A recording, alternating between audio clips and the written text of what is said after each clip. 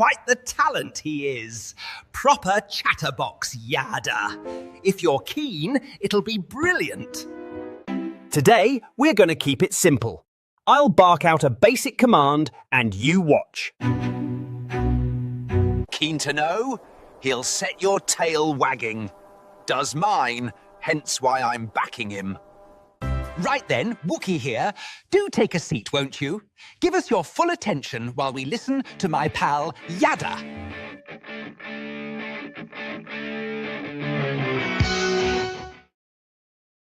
The captain of the cables, Rich, he plays his favorites. He likes the Wookiee basics introduction. So do I. So we're playing it, even though this is a contribution to the Iowa blog. We're continuing our series on the Messiah from the Messiah Volume 2 of Coming Home.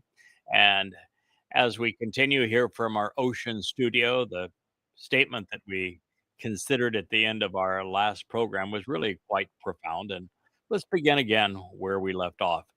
God says, choose to listen to the word of Yahweh, children of Yisrael, because indeed Yahweh, well, he has a dispute against the inhabitants of the land.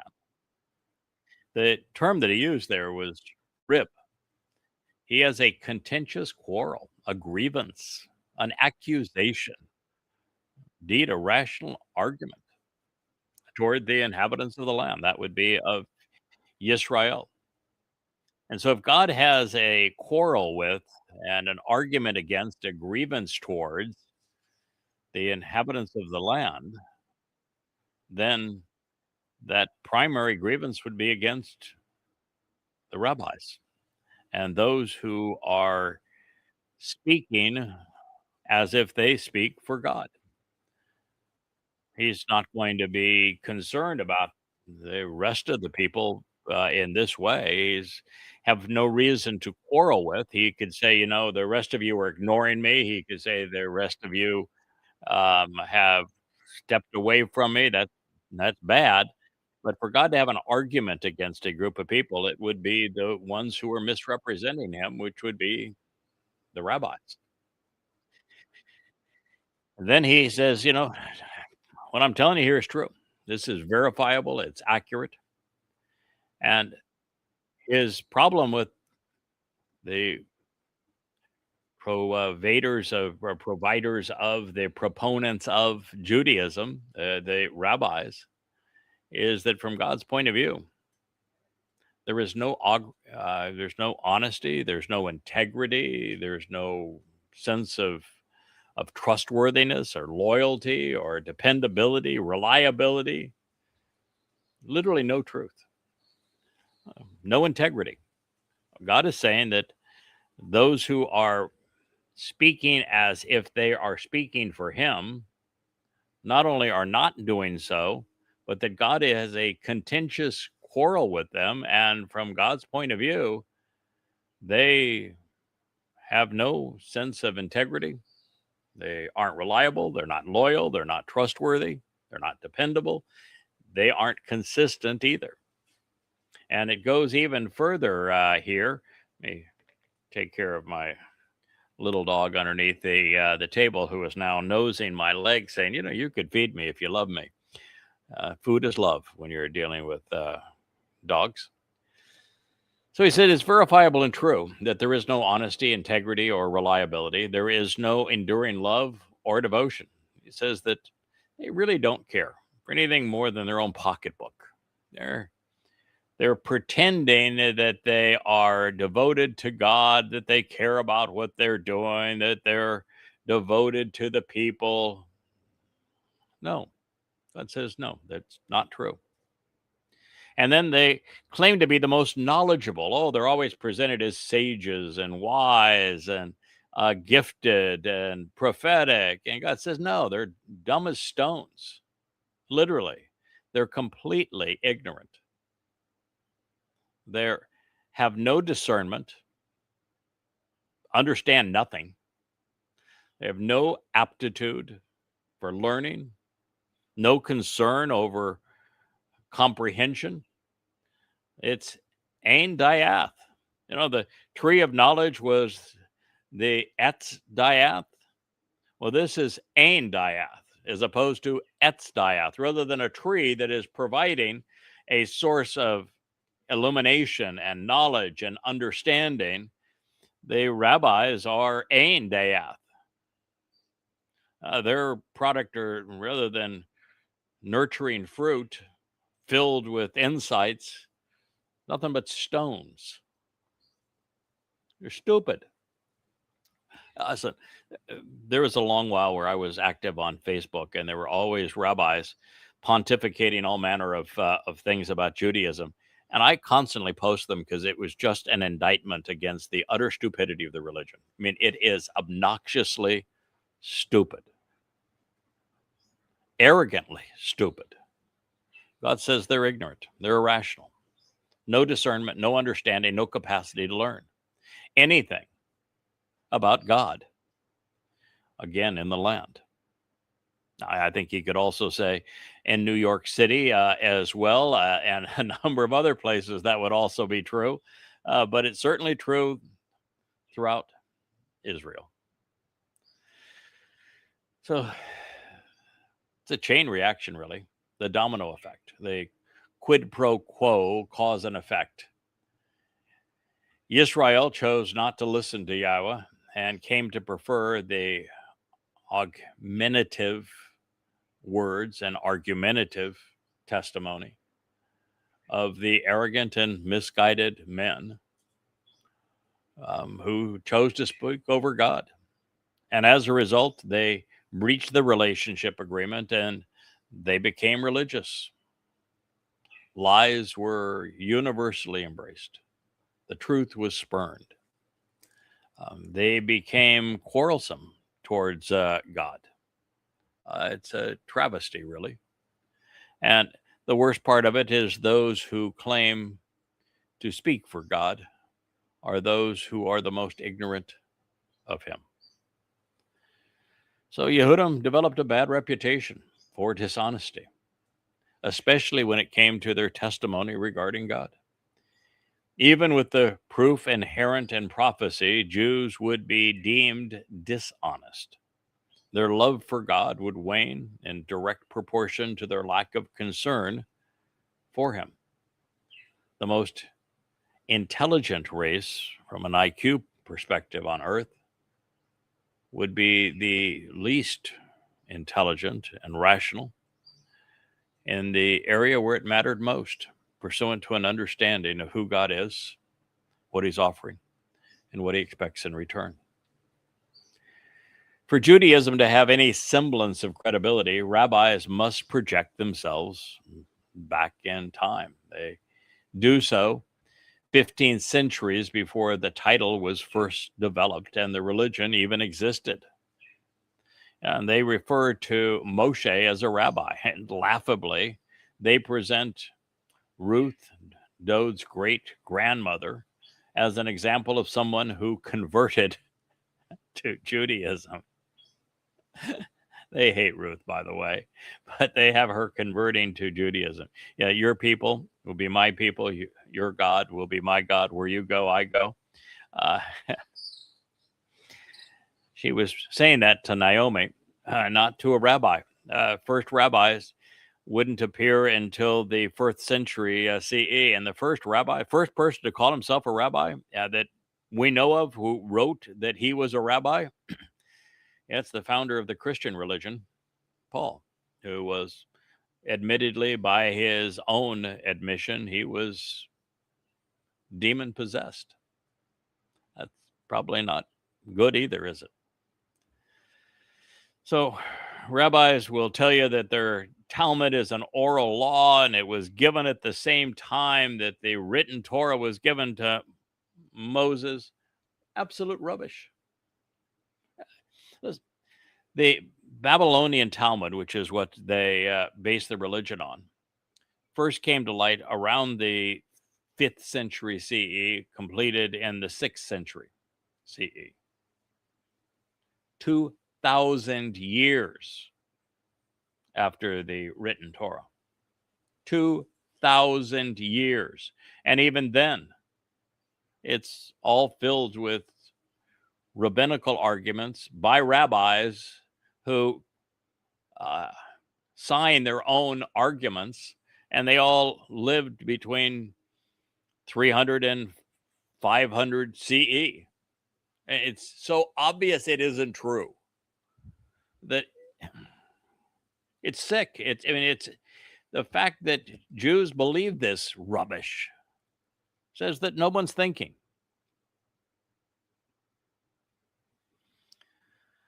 Of course, they will claim with all evidence to the contrary that their Talmud, which was compiled, as I've said, in Babylon and actually was completed around the 6th century CE, was revealed alongside the Torah in 1450 BCE.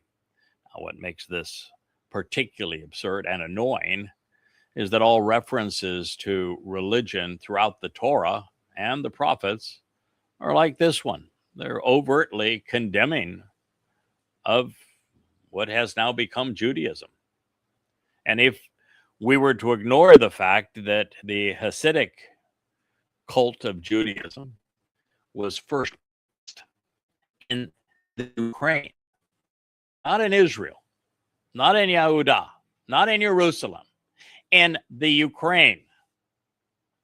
And in the 1800s, and the founder of it, Baal Shem, not Tob, he didn't write a thing down. Not a thing. Everything is backdated to make him look like he's some kind of guru.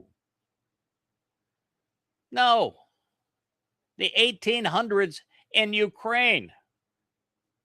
You know, it dates among the most recent religions. It's not quite as new as Mormonism, but close. And not quite as recent as Scientology. But good grief, folks. To believe this rot, you've just got to be out of your mind.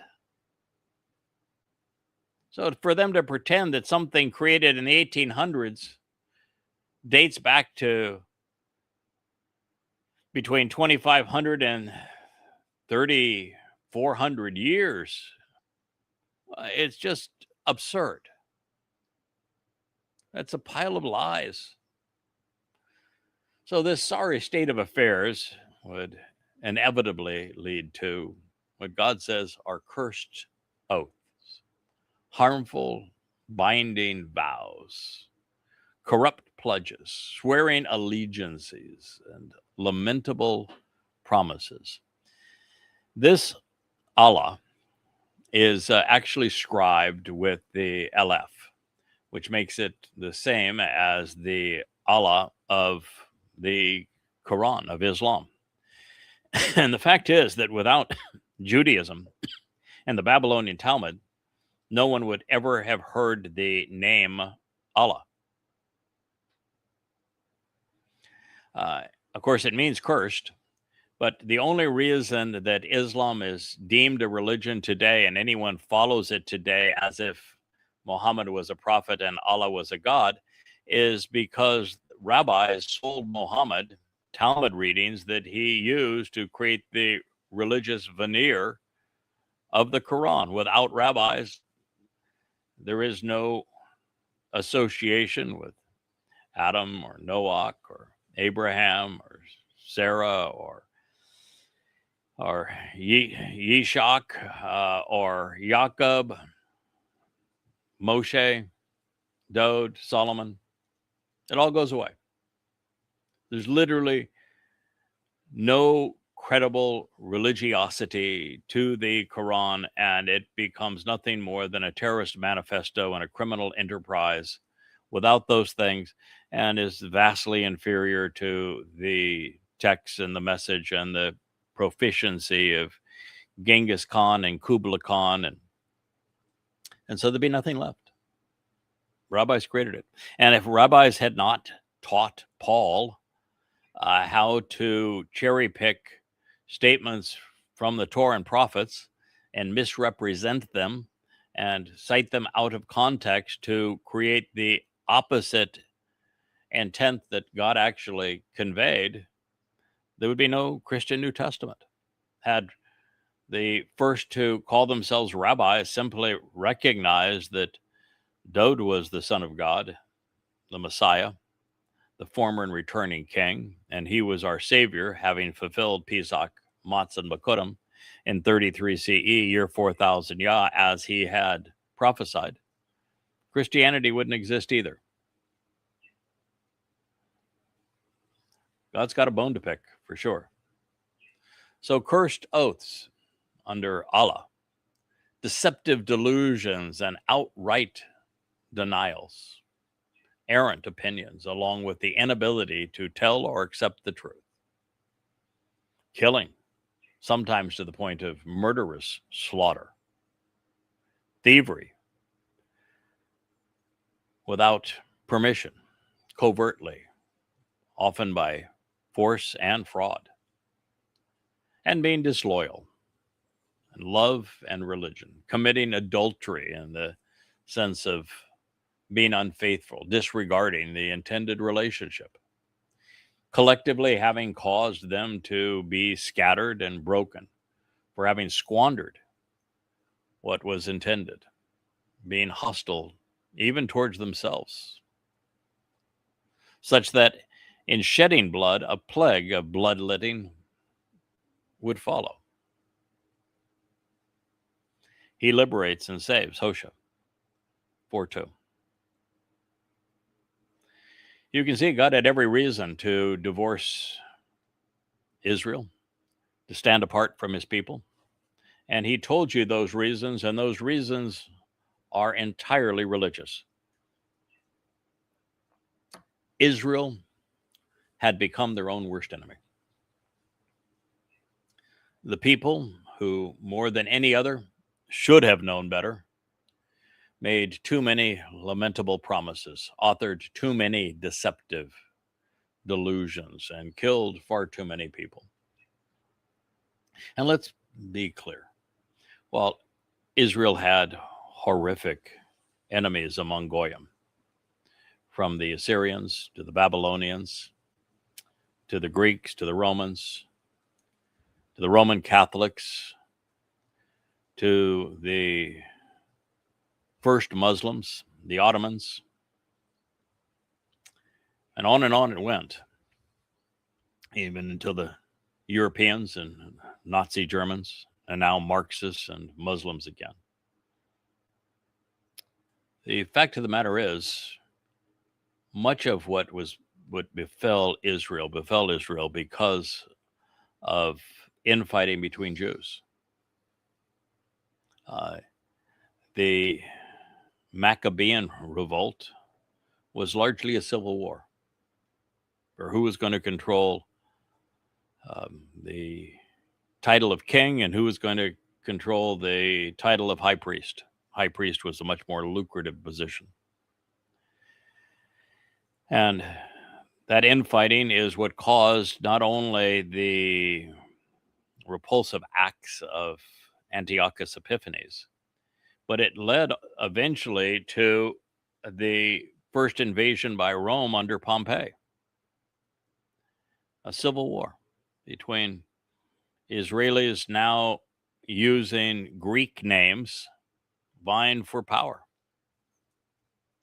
And after that, you have two uprisings in Israel as a house divided that caused Rome to come in with her legions to quell that uprising, not once but twice, in 70 and then 133. And even Alaska Flood was largely because of the infighting between the Marxists and the Haredi in Israel, showing just how vulnerable the people had become, how distracted they had become with their own infighting. So the fact is that Imperial Rome, for example, had killed lots of people. They were ruthless. They were oppressive. But killing is almost always the least oppressive way to resolve a problem. And in the case of particularly of these most devastating Roman attacks, they all came to oppress a internal conflict among Jews.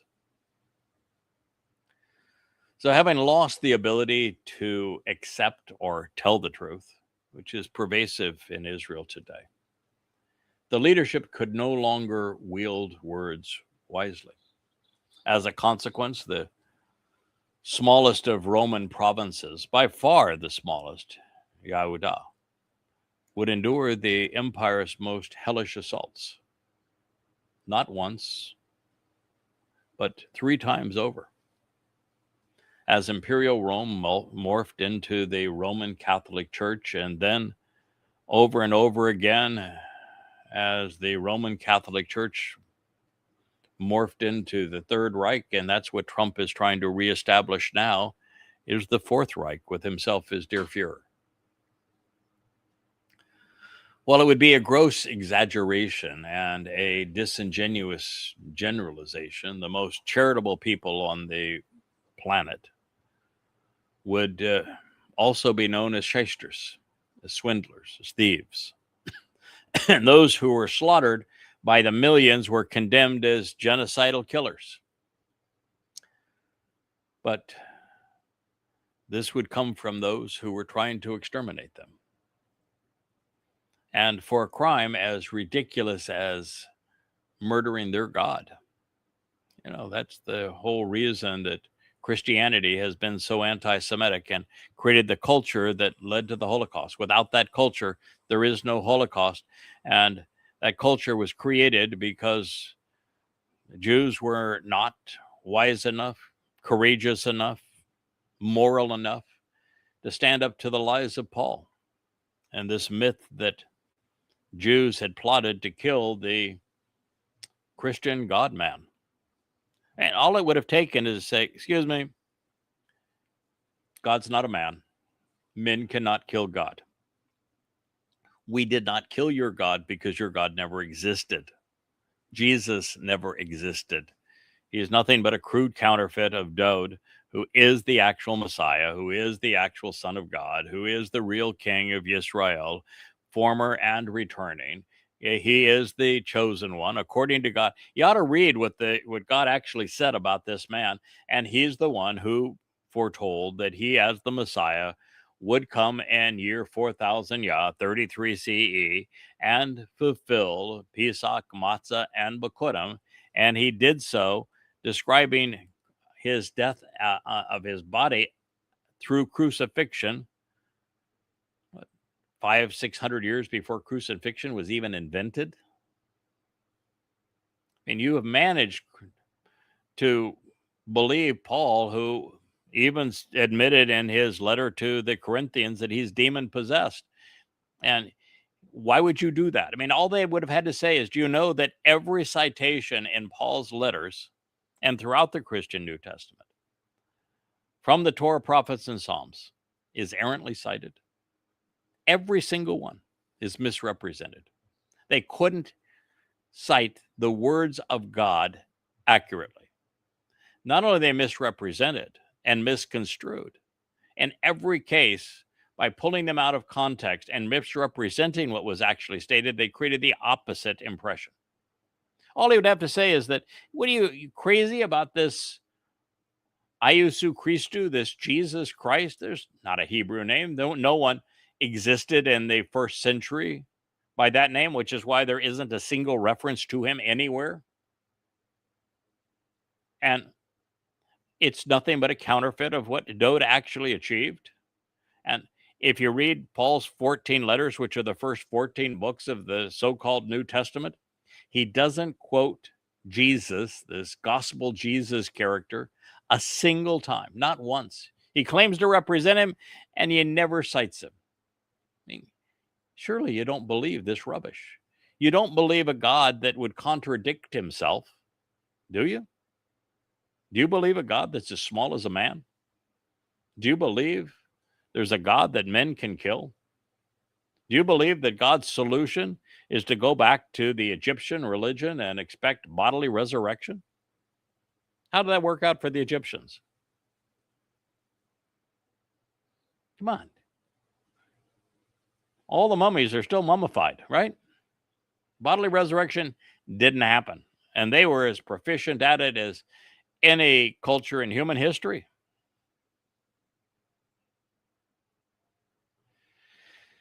So Jews would be demonized for killing a mythical god. And from that, it was assumed that God would be so mad at those crazy old Jews that he would renege on every promise he has made to them. He would become as despicable as the Jews, dishonor every promise, kill every vow. So a web of lies was woven into a few tenuous strands of truth that were misrepresented, such that a great bloodletting would be justified in the name of the new religion, all beyond comprehension, and a climate of gross anti-Semitism, which is even worse today. By rejecting the conditions of the covenant and foregoing the benefits, Jews became susceptible to the ways of the Gentiles that God had warned them about. And rather than disavowing religion and politics, which is what God says, don't copy the ways, don't emulate the ways of the Gentiles, this integration of politics and religions, the Jews became the best at it, and therefore worse for it. For hundreds of generations, this would be true. As a result, the land languishes in mourning, and all those who dwell in it wither away.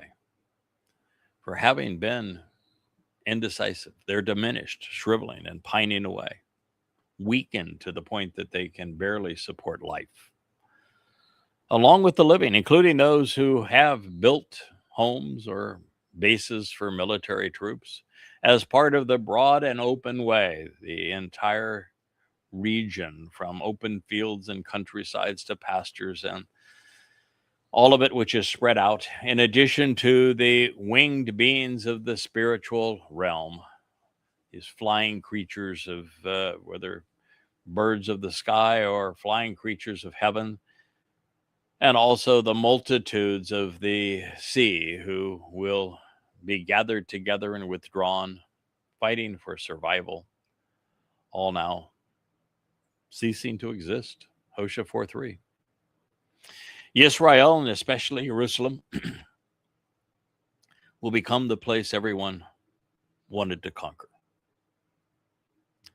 but where no one actually wanted to live. The ruthless would leave their mark, erecting shrines, churches, and mosques to their false gods as if they were trophies. I conquered this. I plant my flag by way of a church, by way of a mosque, by way of a shrine. The promised land would become a region through which troops marched en route to another war. And yet for some, it became the prize to claim on behalf of their religious god. Now, in this analogy, the indecisive would be the remnant of Jews who were considered neither threat nor ally by opposing armies because they stood for nothing other than to live another day. Those of the broad and open way would be Christians, while the winged creatures from the spiritual realm are likely Satan's allies, and the kind of demons that possess the like of Paul and then Muhammad. The multitude coming out of the sea would describe the millions of Muslims who will flood into Israel during the last days to wage jihad, having all banded together with the common goal of bludgeoning Jews. They will be dealt with accordingly and eventually by Yah. Through it all, a 27th century opportunity for reflection, for remorse, to gain a proper response, for just a simple commitment once in a while to acknowledge or tell the truth, but not a single individual, neither Jew nor Gentile, was willing to work with Yah, to listen to him, or to expose and condemn the insidious religious and political institutions that had come to plague the land and the world. So this reads through the prophet Hosea, and yet not a single individual, not one person, actually makes a practice of bringing an accusation that is like Yahweh and quarrels, as genuinely offering a sound or decent argument to consistently dispute the ongoing insults, this taunts, this ridicule. And not one person, chose to be judgmental, offering evidence and reason to accuse or rebuke. Your people are comparatively insulting and contentious as priests, as ministers. Hosea 4:4. God is continuing to level the gauntlet at religion and those who promote religion. He says they're insulting, they're contentious as ministers, and that there was no one, not a single person, who was willing to stand up and argue against these things. What a shame that we can't find anything, and God couldn't find anyone, not in 2,700 years, to take a stand against religion and politics. Not a single person chose to be judgmental, he says. Not a single individual actually makes a practice of bringing an accusation against the religious or political. And none, not one person, chose to be judgmental, to exercise good judgment, offering evidence and reason to accuse or to rebuke. And God's argument was all here in the Torah and prophets all the time. All they had to do is process it and speak out against those who are religious and say, if you're religious, you're not on God's side. You're in opposition to him. You're wrong if you're religious. So God says your people are comparatively insulting. They're contentious, particularly those who are acting like priests and ministers. So the problem with Israel, indeed with humankind, was twofold. There were far too many religious charlatans contradicting God while claiming to speak for him. But perhaps the bigger issue is that there were too few, to the point of zero, who were willing to refute the numbskulls. And most of the time, there were none.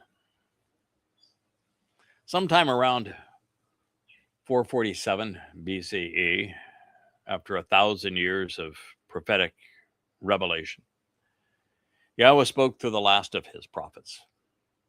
But then he found no one to listen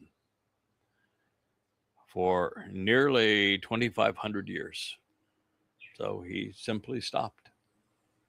His voice is now only heard through what he had previously revealed. Over the chasm of time, the darkness would be pervasive. However, the lingering illumination of his prophets remains more than sufficient for the observant to shed a brilliant light on what matters most. We're still basking in their brilliance. In fact, I could go back and the 25,000 pages of translations and insights that I've provided, I could go back right now based upon what we have learned in the last year or two, particularly in the last 6 months, and could quadruple that to 100,000 pages. And I'm sure that given a year beyond that, I could go and share insights beyond even those and take it to 200, pages. Entire libraries. And right now we've got a good start at a library with the 35 volumes of Yada Yawa, and expanding on those regularly. So therefore, God says, you're going to stumble, you're going to fall, you're going to stagger, and you're going to be brought down, even overthrown. By day, and the prophet also will waver and falter, becoming injurious. The prophet being those who claim to speak for God. False prophets are still prophets, they're just misleading. And therefore, everyone's going to be wavering and faltering. The whole situation is injurious. Along with the rest of you at night, then God says, I will make this comparable to your mother. Well, the mother of religion is the whore of Babylon. It is as obvious as words allow that God's problem with his people has always been with their propensity to be religious. It is the issue that continues to separate man from God. And here God is being quite clear and saying that those of you who think you have a mother, the Shekinah would be that in Rabbinic Judaism. The Mother Goddess cult is the breakaway group from former covenant members. Those who think that's what they have, look at the world's most popular religion, Christianity, with the Mother of God and the Queen of Heaven and the Madonna and Child. All lies. Look at the Asherah myths of long ago that are condemned all the way through the Torah and prophets. If your religion includes a mother, you're in trouble. Now, since the people were as corrupt as their clerics, God told the Israelites, and us through them, that no one was in a position to point fingers. The destiny of the deceived will be the same as those that deceived them, at least in the sense that they would both stumble and fall. In all of the prophets, there are few statements as consequential and piercing as Hosea 4:6. It ought to be posted on the front door of every church, synagogue, and mosque, every home and state house throughout the world. God said, my people are destroyed, and they will perish. They are ruined and will cease to exist.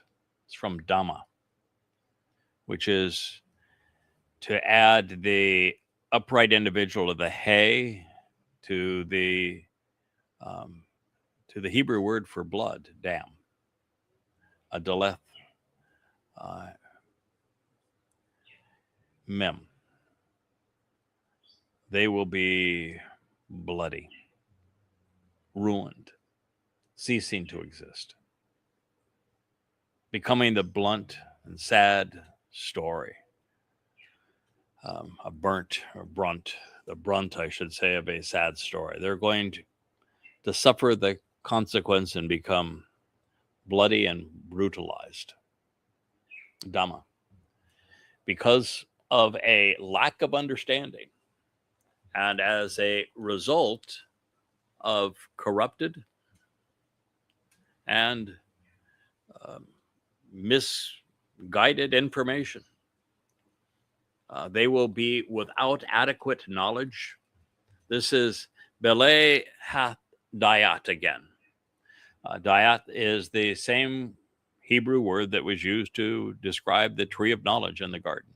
It's the same word that is used to describe the spirit of Diath that is bequeathed to the Choder. Well, Israel is devoid of it, without Diath, without adequate knowledge. You could have a library, as they do, of hundreds of Talmud books and Mishnah, the Zohar, and the like. You could add your Christian New Testament and the church canon and the Quran and the Hadith. And you put them together, the more that you have, the less you have. When what you know is wrong, then you cannot be discerning. You have no capacity to rationally assess lies. It's one of the problems now with AI. It's a popularity tool because AI engines want the user to like them, so that they use them. They tell the user what they want to hear, and what they will process is what is popular. But what is popular is what God is saying here. The world's swimming in information and yet completely lacks understanding. No discernment. And so if you are trying to assess a common denominator of lies, what are you going to have? So when the AI, you ask it, tell me about Jesus. Does he really exist? And it's going to process the popular lies and going to give you, if you're faithful, the lie you want to hear. But it's just not true. And the rabbinical arguments against Yahweh and the Torah, they do not yield truth. So this is because you have avoided and rejected the process that leads to understanding. Think about that. God says, my people are destroyed, and they will perish for a lack of understanding as a result of corrupt and incorrect information, inadequate knowledge. This is because you have avoided and rejected the process which leads to understanding. Therefore, I will consistently reject you and avoid you from serving as my priests, my ministers, from acting as counselors and clerics, working as teachers and facilitators on my behalf. And since you have consistently ignored and forgotten, failing to remember or respond to the Torah teaching and guidance of your God, then I also will ignore and forget your children. Hosea, he saves 4:6. God has revealed something that is the opposite of what we have been led to believe. Religions prosper based on faith. Faith requires no knowledge. Beliefs are not based on understanding. And so God says that system of faiths and beliefs that lack knowledge and understanding are deadly. If you remain believers, if you continue to put your faith in Christianity, Judaism, Islam, you're going to die. You will cease to exist. Ignorance isn't bliss, it's death. The only way to God, to form a relationship with him, to be part of his covenant family, is through knowledge and understanding. That's why at this point, the tree of knowledge is so essential to your well-being. So God is saying, quite frankly, my people think that they're really smart, and yet they're dumb as stones. That I can fix a lot of things, but stupid is not one of them. And at this point, my people are ignorant. They're irrational. And therefore, They are destructive. They are destroying themselves. They have become their own worst enemies because of their ignorance. And even worse, because you're unaware of what God actually says. You're unaware of what I'm asking for and offering in return. I can't have you serve on my behalf. So those rabbis who claim that they are representing God are not. And most certainly the priests and the popes and the cardinals and the imams aren't either. In other words, God's saying the ignorant are not working on my behalf. If you're pontificating from a religious text, you and God stand apart. And because this is ongoing behavior, and that the religious have consistently ignored and forgotten, failing to remember or respond to the Torah, the very guidance and teaching, instruction, and directions of your God,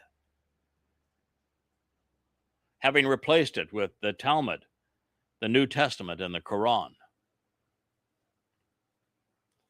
then from God's point of view, you're as good as dead. Because God says, you forget my Torah, I'll forget your children. Hosea 4:6, hard to argue with that. For religions to emerge and grow in the shadow of this declaration, the men responsible for promoting the Talmud, the New Testament, and the Quran, Akiba and Maimonides, Paul, Luke, Peter, Mark, Muhammad, and Abu Bakr had to be willingly dishonest. They have to knowingly lie. And given all of that, since the prophecies revealed by Hosea prove divine inspiration, it's quite frankly a miracle that anyone believes the religious. And the only way they prevail is through ignorance. The reason that Paul ultimately prevailed with Greeks and Romans is because the Greeks and Romans knew nothing of God. They didn't know that he was misquoting the Torah and prophets. They didn't care. The reason that the Quran is the dumbest book ever written is believed is because it was offered to illiterate, uneducated Arabs, a community of people that civilization had passed right by. Religions prosper because the victims are dumb. To be a Christian, to promote Christianity, to say that God was a man and that men killed God and that the solution is bodily resurrection as if we're going back to ancient Egypt, is so utterly stupid. To have a God who says, because those dastardly Jews schemed to kill me, I'm going to turn on them and I'm going to give all my promises to those people I told them to avoid. And you believe that? That you believe a religion is the inerrant word for God when every citation of the word of God is errant. You believe a religion where the first 14 books were written by a man who admitted that he was demon possessed in those letters and who never once cites the wannabe God that he claims he represents.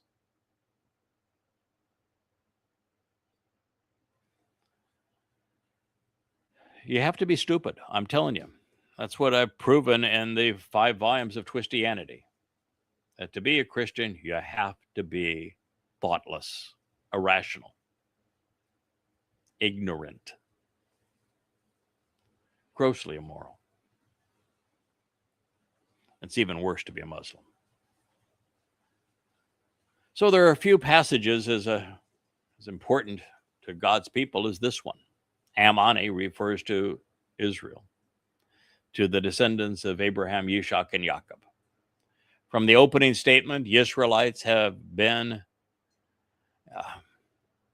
the cause of Yahweh's angst and the focus of his condemnation. But keep in mind, it is Israelites, Jews, who, because of the Talmud, because of their animosity towards God, conceived Christianity and Islam. They are rabbinical religions. So apart from Yahweh, human souls, Dhamma, they bleed out and die. God says that the life of the soul is Dham, blood. Yeah, soul is an incorporeal thing, but it requires the appropriate shedding of blood to live, Pesach and Teruah. And the inappropriate shedding of blood is deadly because it kills the host of the soul. So an estranged nefesh consciousness, Dhamma, cease to exist. It is one of the most vital lessons we can learn from God, and it is at the forefront of this declarative statement. And when we realize that Dhamma is the hay at the end of dam for blood, which means that God is personalizing this. He's saying that it is a man's blood that must be shed to solve this problem. And then when it's men's blood that is shed, making the problem worse, that it's either deadly for you or life-saving for you. Great insights in these words. But for the thoughtless and for the faithful, for believers, there is no eternal life in heaven. But for most, there is also no everlasting punishment in hell. Instead, just nothing. Nothing. The end of your mortal existence, believers will cease to exist. Their souls will dissipate into nothingness. It is essential to our understanding of Yahweh to recognize that those who believe, the victims of religion, cease to exist, while the perpetrators of religion go to Sheol, hell. If God had created a paradigm, by the way, wherein those who were unaware of him, who were misled about him, or even who chose to reject him, were eternally tormented in hell, then he would be rendered unlovable and sadistic. But this religious indoctrination is not reality. The vast majority of human souls don't go to heaven or hell. They simply cease to exist. No reward, no punishment. Now, it's also interesting that when you read the early accounts of Yahweh's depiction of recompense and therefore punishment and incarceration, that hell is not a place of recompense. It's not a place of torment, of torture. Hell is simply a eternal penitentiary, essentially a black hole where only time exists forever and dimensions are constrained to essentially nothing. It's an inescapable eternal prison. What God actually says is that if you do something that is heinous, you cause people to be misled about him, your behavior is ruthless and vicious, like an inquisitioner, okay, an SS guard, or someone like Paul or Mohammed or Akiba or Maimonides. If you're in that ilk, a pope, for example, a president like this one, then the recompense for which you have done will be before you are sent to Sheol, and it will be 7 times worse than what you've inflicted. So someone who has caused the dissipation of billions of souls like Paul, boy, 7 times the sevenfold retribution for what he has done, that's going to be a really hellacious experience for him before he even experiences hell. And Sheol itself, hell, is reserved for those who deliberately mislead others and abuse them by way of religion, politics, patriotism, militarism, indoctrination, culture, or conspiracy. Their punishment is not only deserved, and it will actually be the sevenfold retribution before being incarcerated, but their recompense is also the only way to be fair to those they've harmed. The founders and principal catalysts for religion will all be judged, along with a very long list of emperors, kings, popes, pastors, imams, rabbis, prime ministers, and presidents. We have all been invited to enjoy eternal life in Shamayim with Yahweh, even though as few as 1 in a million will accept God's offer. We avail ourselves of this opportunity by listening to Yahweh and by reciting his Torah, his Nabi, and his Mizmor, then responding appropriately to the conditions that he has applied to his Bereth covenant, while answering the invitations to attend the Moedim.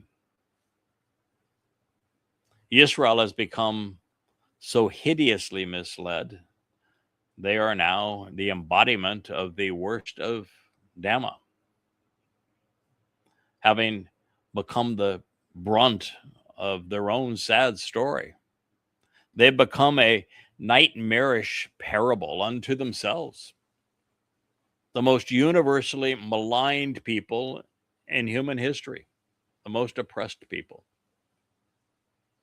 So we're reading about the reason Jews have become the object of so many conspiracy theories.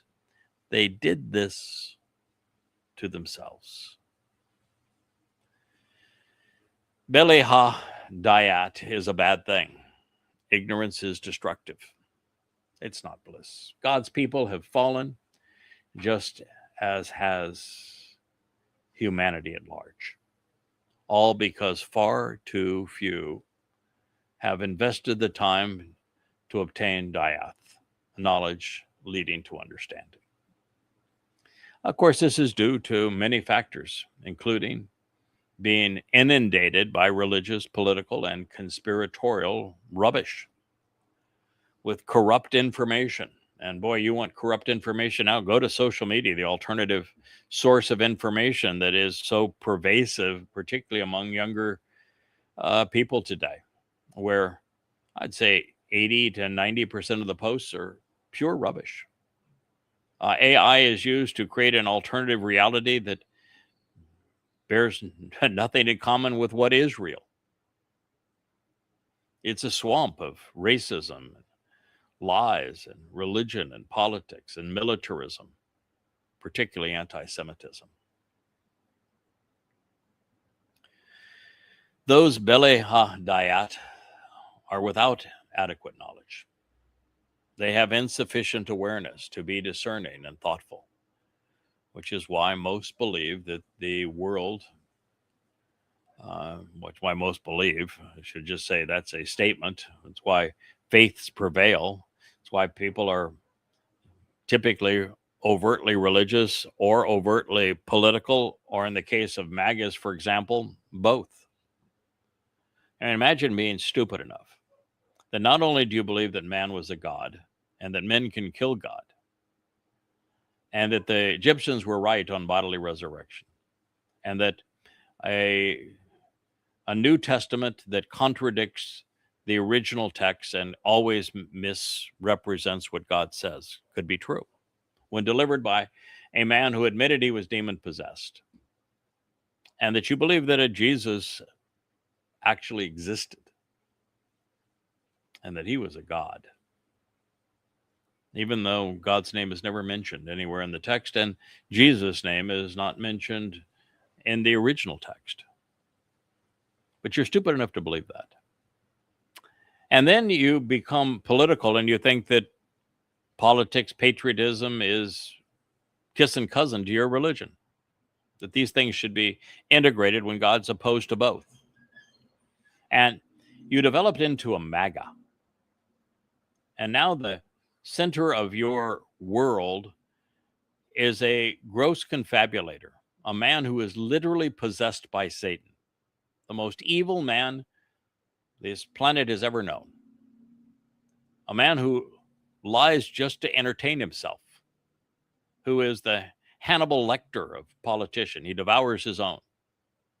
Everything he posts is confabulation, having no semblance of reality associated with it, contradicting himself moment to moment, grossly egotistical, presenting himself as if he were a god, as if he were the potentate and der Fuhrer of the world, as a man who relishes the thought of annihilating entire cultures.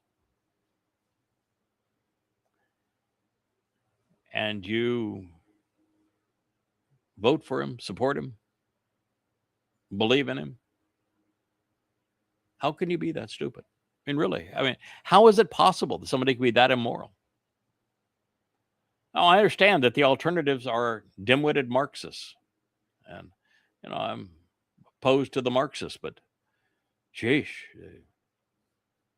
Muslim and MAGA alternative certainly is no better or no worse. It's all just a colossal conglomeration of chaos, isn't it?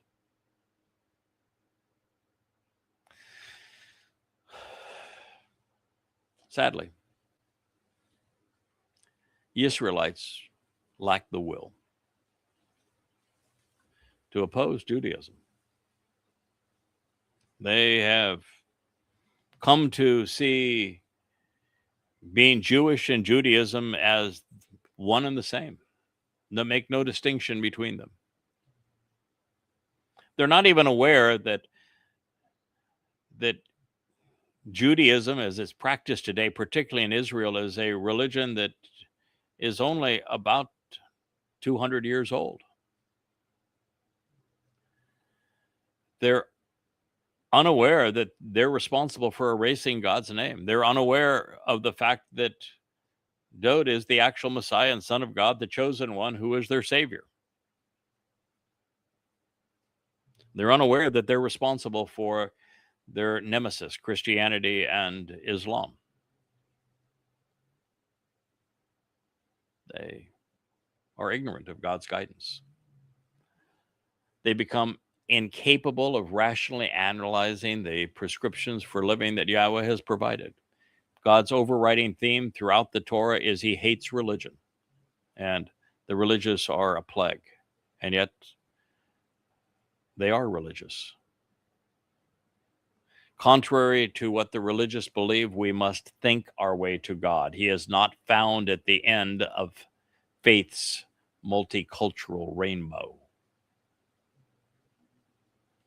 Yahweh's Torah is comprised of teaching and guidance, instructions and directions, so that we are suitably educated, so long as we apply the effort.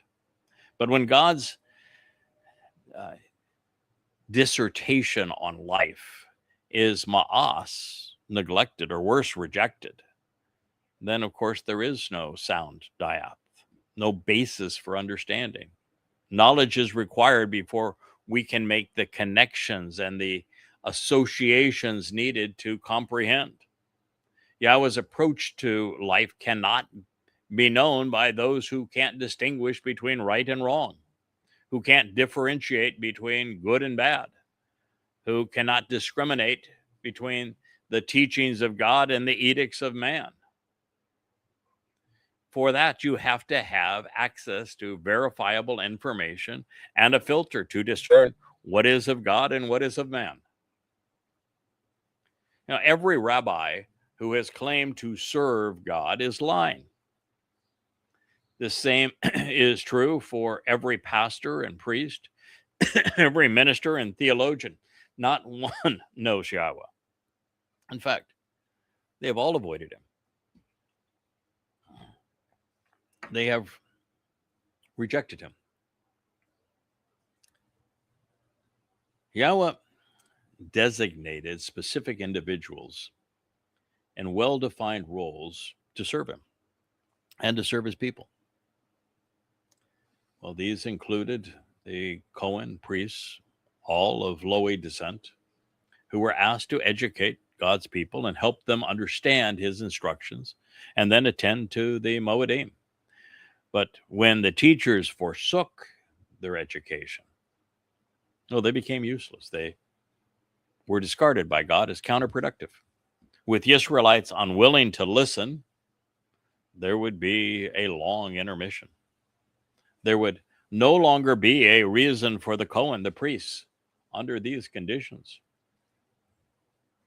So you'll notice that Yahweh did not replace the Cohen with rabbis. Never.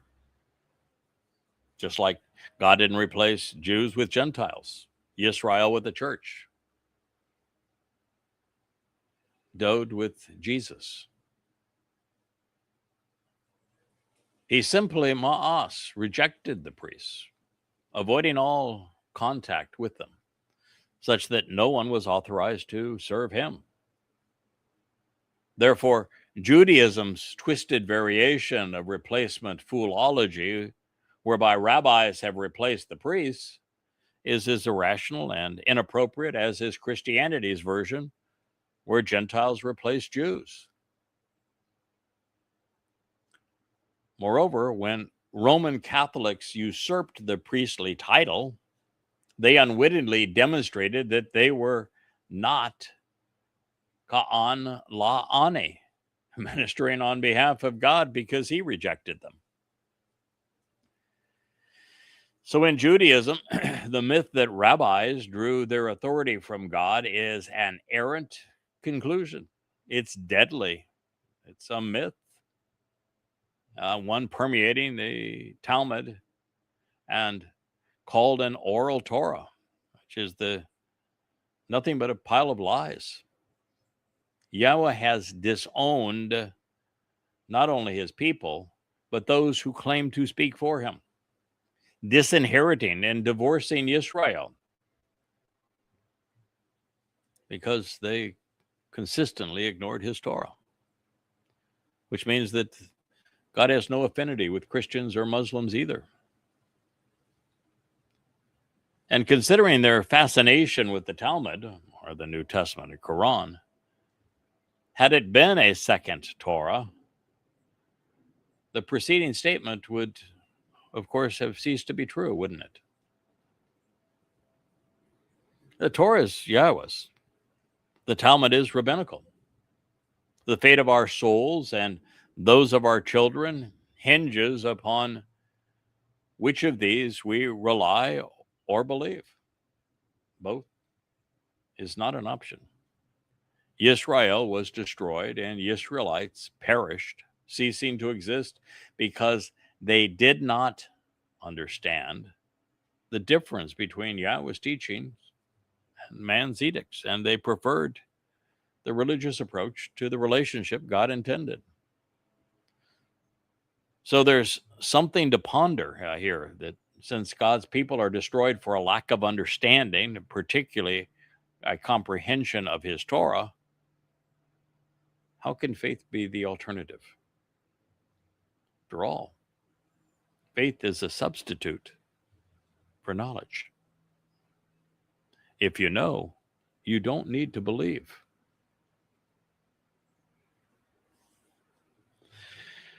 For those who may think that God ignoring the children of parents who have ignored his Torah is harsh, I would suggest otherwise. Since the lone means to become part of Yahweh's family is by coming to know, understand, accept, and then act upon the instructive conditions of the Bereth covenant as they are presented in Yahweh's Torah directions. Parents who lose sight of their significance and who fail in equipping their children with the means to know God, well, they brought this on themselves, haven't they? Without Yah, there are only two eventualities for human souls: ceasing to exist and eternal incarceration. To be forgotten is the best possible outcome under these circumstances. That means that soul will simply cease to exist. God is being generous here. Moreover, this is so clear, so black and white, rather than pointing an accusing finger at Yah for refusing to be capricious and letting everyone into heaven, which would be to turn heaven into hell, we ought to assign blame where blame is due.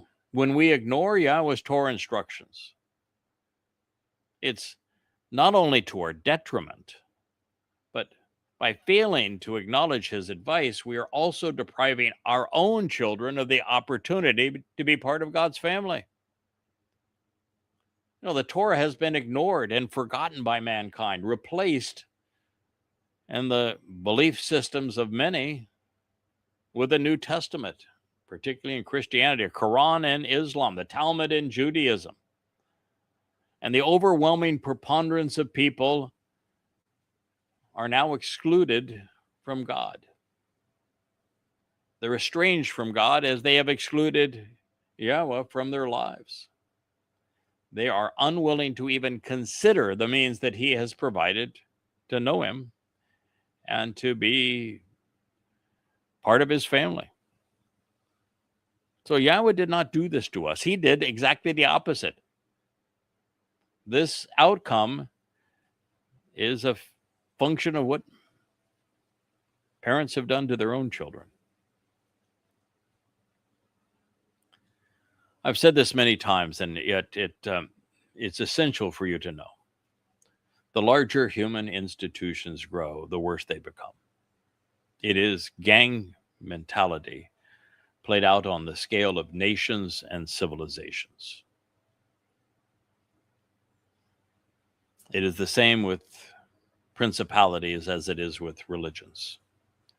They not only feed upon the people's willingness to acquiesce to and be controlled by misguided leaders, they're also emboldened by the increased access that it provides the leadership to sex, power, and money. And so it is with the cleric, so it is with those he has conned. And the reason that God is not trying to save everyone and doesn't even want to save most people, and in the end will redeem far fewer than 1 in a million, is because we don't do well collectively. It's why God regretted creating Nesama man, humankind, because he saw us together. When Adam was not particularly interesting by himself, but with Chawa, he was horrible. And when you look at what happened outside of the garden, when the Nesama was passed on, this consciousness and conscience was passed on to other humans, what we find is that they became what God called Nephilim, fallen. He used the term Hamas to describe them. That means they were ruthless, terrorists, oppressive, murderous. As soon as man began to congregate either in city-states or kingdoms or empires or institutions and belief systems, mankind went from not so good to exceedingly bad. And so the last thing God wants is a lot of people into heaven. We do not do well when we are together. We do much better individually. Small groups, small family, that'll work. Large groups, large institutions won't work at all. That's why the final remnant of Yisrael is going to be small. That's why the harvest for Shabuah will be relatively tiny. That's why the Shabuah gleaning is going to be relatively insignificant as well. It's exactly what God wants. He is not looking for quantity, he's looking for quality. And he knows that we humans, when we are surrounded by people, we become bad. And look what happened to Moshe during the Exodus. It was horrible what happened to him. Or what happened to Dode when he went from being a shepherd to king of Israel. Horrible. Look what happened to Solomon. It's the same story over and over again. I suppose it's to a significant extent true as to why I'm here on this island. It's why you see what you see around me is because we humans don't do well when we are collectivized. That's why Marxism is worse than free enterprise. It is why the Roman Catholic Church is worse than Orthodox Christianity, which is worse than Protestant Christianity as you go down in scale.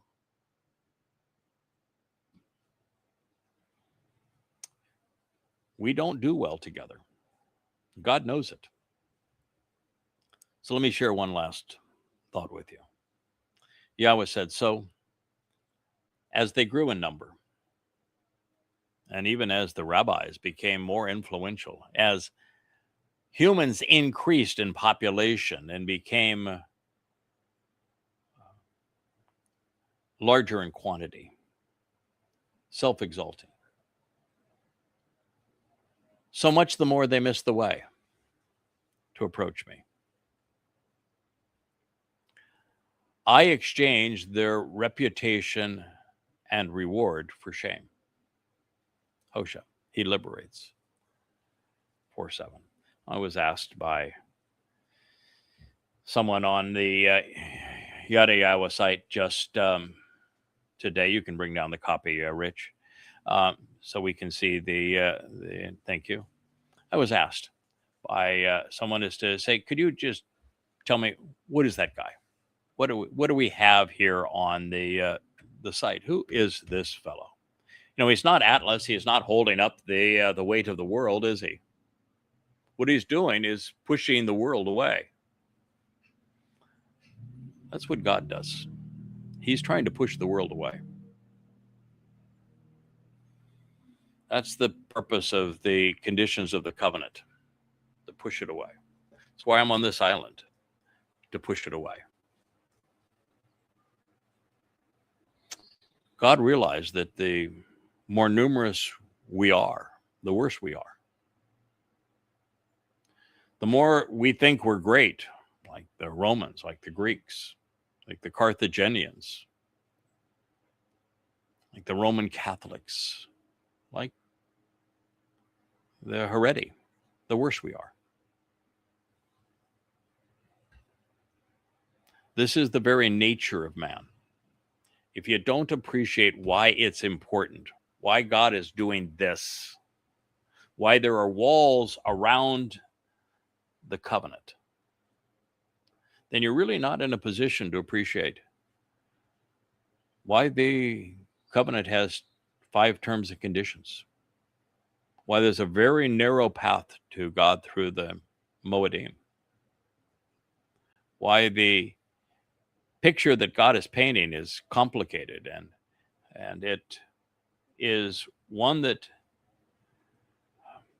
takes enormous study and contemplation to understand, to properly capitalize upon. It's why God has a test as to who will be part of his covenant family, who he's going to empower and enrich.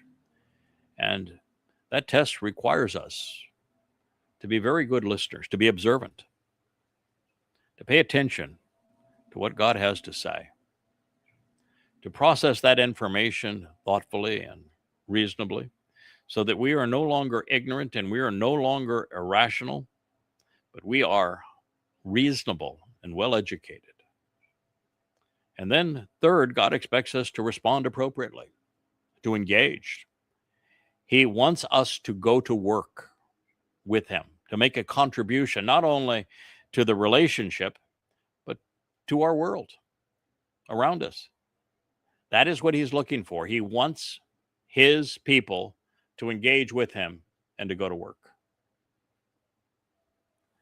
And then number 5, God is insistent that we prove ourselves credible, reliable, honorable, trustworthy.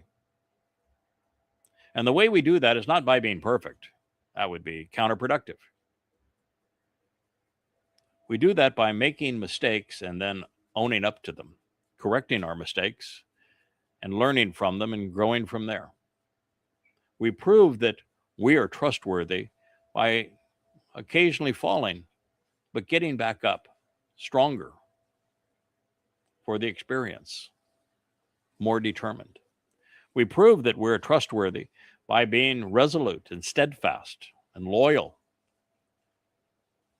continuing to serve alongside Yahweh, continuing to learn with every opportunity that is available to us, constantly contributing, never giving up.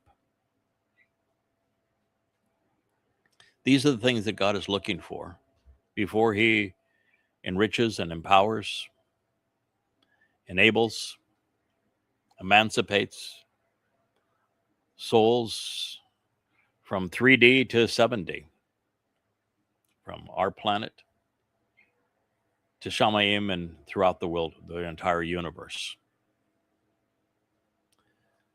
So it's something to think about, that if you're advocating on behalf of a religion that's popular, even in your community, like Judaism among Jews, Christianity on the planet, Islam is number 2, Hinduism being number 3, Marxism number 4 in terms of worldwide popularity. If you're relying on, if you believe in, if you count yourself among these exceedingly popular belief systems, then you have no relationship to God. He is set apart. And to be with him, you must be set apart from the family of man. God regrets that he has created religious and political man.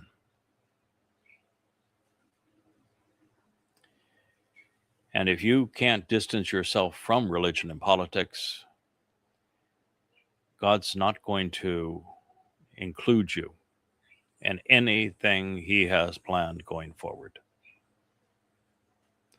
So the more humans grow in numbers within their institutions and nations, communities, the worse they become. And God's going to repay what they have done, such that their reward is dishonor, ignominy, infamy.